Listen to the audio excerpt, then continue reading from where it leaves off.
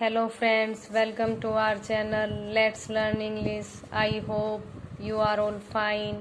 आज मैं फिर हाजिर हूँ एक नई और इंटरेस्टिंग स्टोरी के साथ। इसमें हम काफ़ी सारे न्यू वर्ड्स और उनकी करेक्ट प्रोनाउंसिएशन सीखेंगे और ग्रामर पार्ट को भी डिटेल से करेंगे, जिससे अपना इंग्लिश का लेवल इम्प्रूव होगा। तो चलिए शुरू करते हैं आज की अपनी स्टोरी, जिसका टाइटल है the lion that ridiculed others. Ridicule होता है मजाक उड़ाना, मजाक बनाना। तो एक शेर जो दूसरों का मजाक बनाता था, मजाक उड़ाता था। ए लॉयन, शेर, एक शेर, क्या नाम था उसका? Sherdil. Was helpful but arrogant. Arrogant होता है घमंडी। तो एक शेर जिसका नाम क्या था? शेरदिल, जो बहुत हेल्पफुल था लेकिन घमंडी था। He ridiculed other animals specially Jagga the elephant. तो ही रिडिक्यूल्ड, वो मजाक उड़ाता था, अदर एनिमल्स, दूसरे पशुओं का, स्पेशली जग्गा। जग्गा कौन था? एक elephant. He poked fun at his heavy build and slow movement.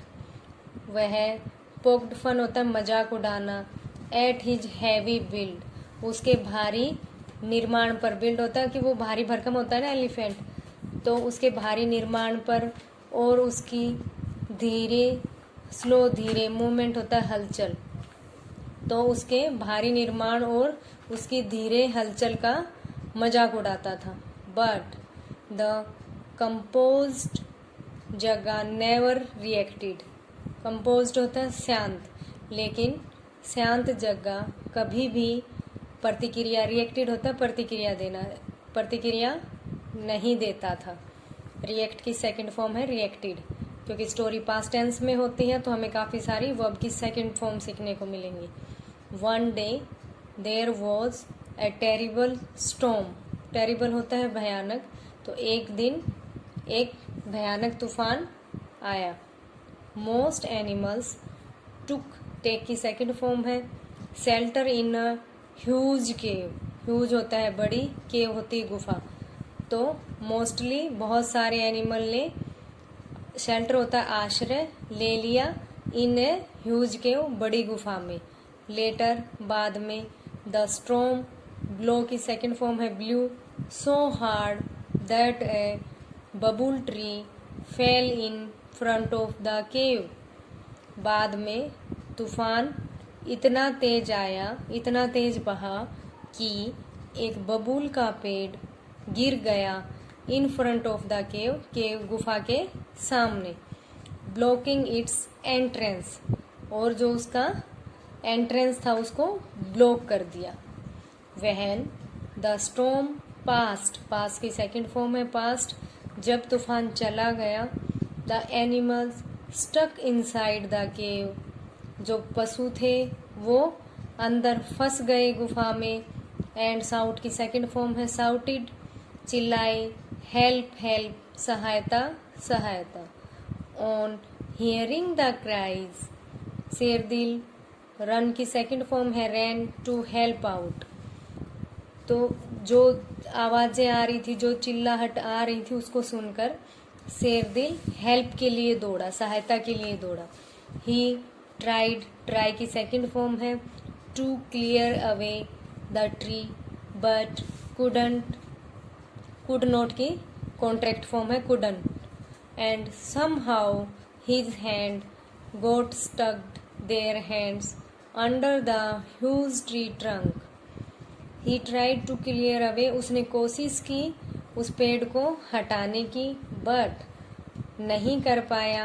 And somehow, किसी तरह से, हिज हैंड, उसका हाथ, फंस गया, देयर हैंड्स, उनके हैंड्स के साथ, and under the huge tree trunk, और किसके नीचे? बड़े, जो बड़ा पेड़ था उसके ट्रंक के नीचे, जैसे कि आप पिक्चर में देख रहे हैं, फंस गया है उसका हाथ।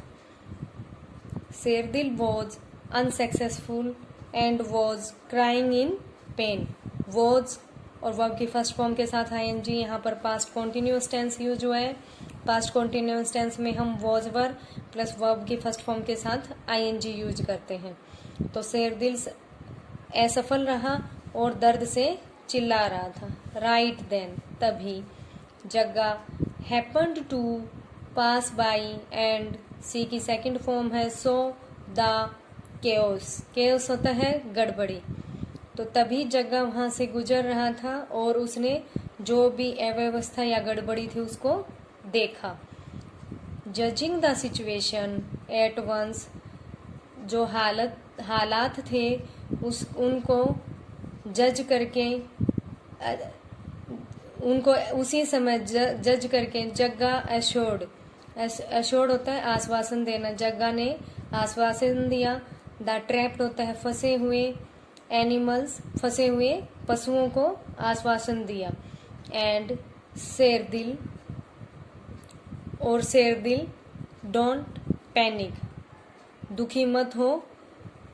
Lifting trees is a cake walk for me. Cake walk यहाँ पर ईडियम यूज हुआ है। केक वॉक का मतलब होता है इजी टास्क। तो इस पेड़ को उठाना मेरे लिए इजी टास्क है।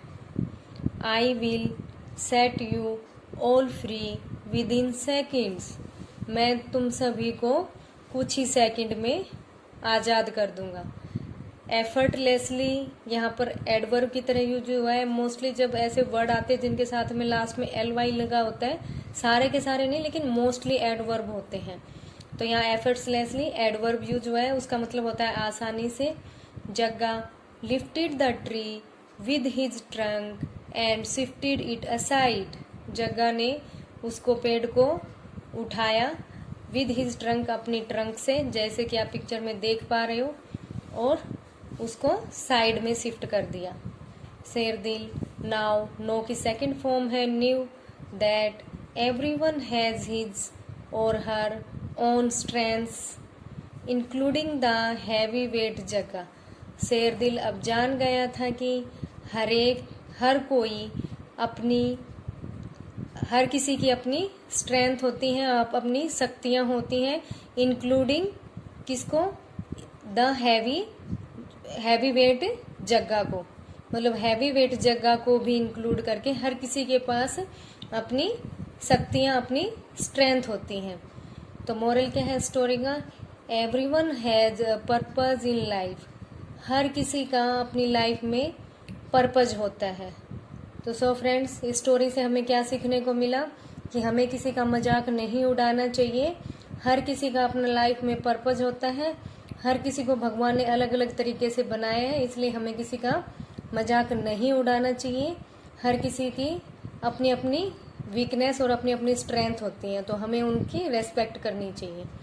आई होप आपको ये स्टोरी अच्छी लगी होगी।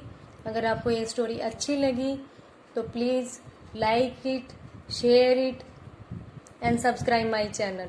अगर आपके कुछ सुझाव हों और कुछ ऐड करना हो तो आप मुझे कमेंट सेक्शन में बता सकते हैं। तब तक के मिलते हैं नेक्स्ट वीडियो में। तब तक के लिए bye bye, take care, have a nice day.